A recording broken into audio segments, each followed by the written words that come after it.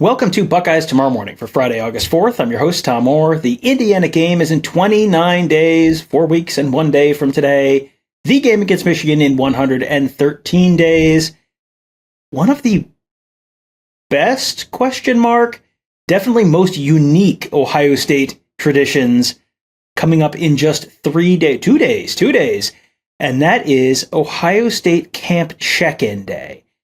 This is a tradition at Ohio State that has lasted decades and which, as far as I'm aware, is kind of not really done anywhere else in the college football universe. And when you think about how many different places there are that have college football and how many different crazy college football fan bases there are, that's kind of crazy too. So we're going to be talking about Camp Check-In Day, and we're going to be doing that with our good buddy Tony Gerdeman of BuckeyeHuddle.com. Tony, you and I are, I guess, kind of like one step. We're like the 6 degrees of Kevin Bacon game. We are 1 degree away from the true origin of Camp Check-In Day. Let people know how this incredibly bizarre tradition got started. Yeah, and I don't even know the year. It would have been, 2004, 2005, maybe 2006, somewhere around there. Or earlier than that, probably. But yeah, started by the late great Jim Davidson, photographer at the Ozone, would get the heads up on when players were going to be checking into the hotel for fall camp, and would get there and just take pictures of them and then post them at the Ozone. And it became this thing that everybody looked forward to every year.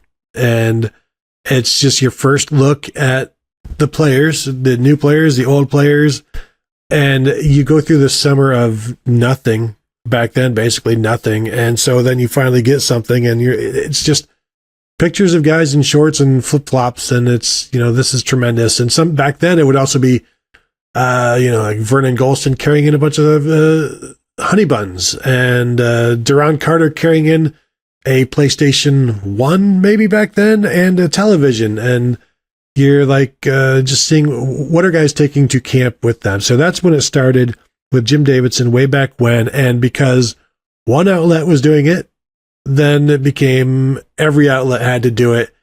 And it is the most begrudging thing on the beat. Is that a term that we can use? Like every year it's people like, if we just all agree not to show up, we won't have to come here.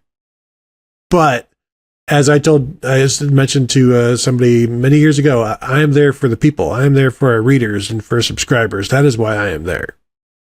Yeah, it is. It does feel like a little bit of a prisoner's dilemma thing, where if no one showed up one year, everyone just stays home, agrees to stay home, then it could not be a thing anymore. But yeah, it has been a thing, and continues to be. It feels like almost every bit as big as it ever was, if not bigger. There are always a dozen and a half people there, at least most years, from all these different outlets and photographers and people streaming video and writers. And sometimes you're there just to kind of keep track of, okay, is there someone who's not here? Is there someone who didn't show up? And then why? Where is fill in the blank? And, you also have, Jim was always there to get photos of guys, and then you get photos of everyone all at once, and you have stock photos to use, which is the least exciting part of it, but also kind of the most utilitarian part of the day. I will tell you, I don't know the exact year it started. I was working at Channel 4 in Columbus, and I remember going to Hotel Check-In Day in 2002.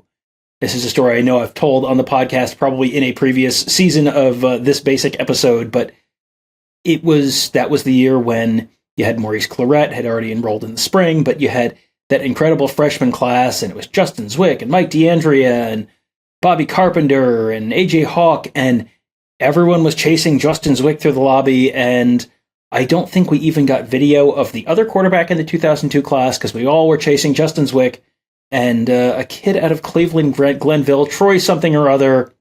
I don't remember what happened to him, but yeah, this has been a thing for now more than 20 years, because I was there more than 20 years ago for one of these. That was the first year I remember covering it, so maybe that was a year or so after Jim started doing it, but it has been a thing for a long time.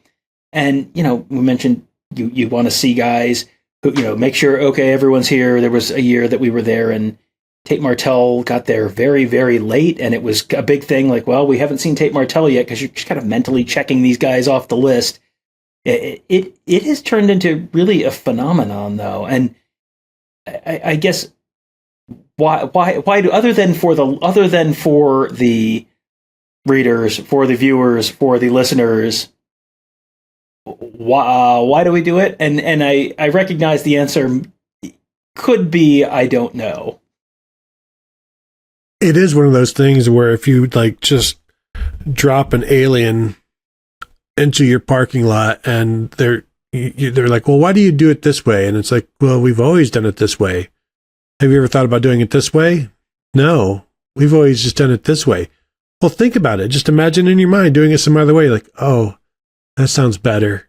And that other way would be like, you don't have to do this. But I say that and we all do it. And it's like we're complaining about this thing. We're standing in a parking lot for like 3 hours taking pictures of players as they walk by, while also this is a hotel that other people are staying at. And so we are paparazzi, basically, as the normies. The public will also be coming in wondering, oh, who's staying here? Who's here? Who's a famous person? It's like, well, 18 to 22-year-old football players. And they're like, you people are weird.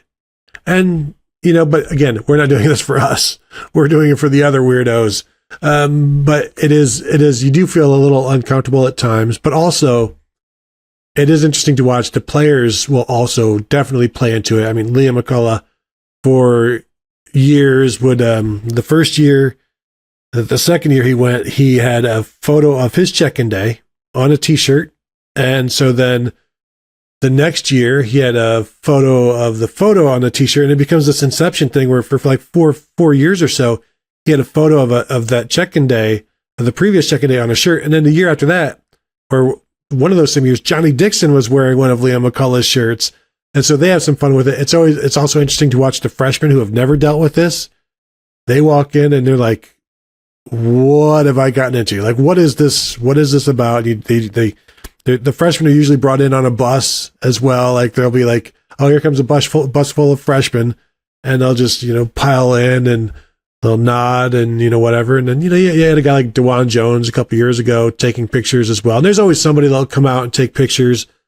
So they have fun with it. It is a unique experience. And as you said, Tom, it sounds like it's almost unique to Ohio State. Yeah, I have looked in the past and not found a close equivalent anywhere else. You mentioned DeJuan Jones. Didn't DeJuan Jones bring a turtle last year, 2 years ago? I mean, you'll see guys bring in little pets sometimes. My favorite part is the other people, just the randoms who have by some misfortune booked a room in this same hotel and are walking in, and it's like, are the Oscars here tonight? Why are there so many people here? Is the Queen of England here?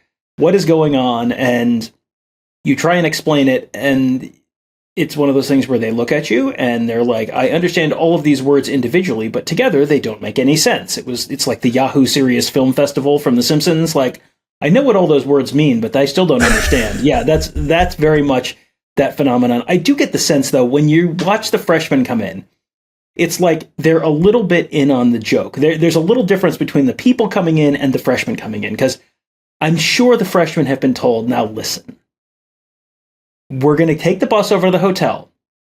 You're going to walk into the hotel. And they're going, yeah, of course. Why are you telling me this?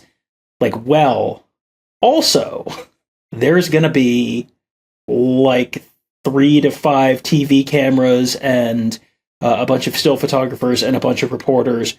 Whatever you do, don't stop and say anything. And the freshmen always get off the bus, and I always get the sense they're not sure if they're being told the truth, and then they get off the bus. How often do we see them like smile or smirk as they get off the bus, where it's like, oh my gosh, they weren't kidding?